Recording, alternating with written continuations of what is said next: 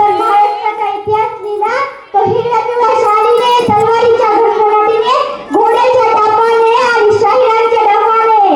आणि हाच इतिहास घडवला ना तो म्हणजे छत्रपती शिवाजी महाराजांनी.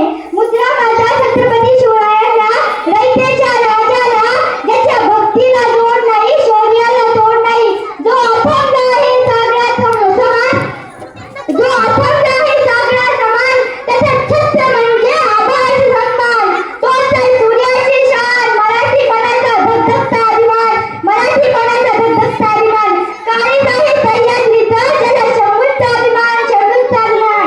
महाराष्ट्राच्या देवाला त्याचं पहिलं स्थान, महाराष्ट्राच्या देवाला त्याचं पहिलं स्थान.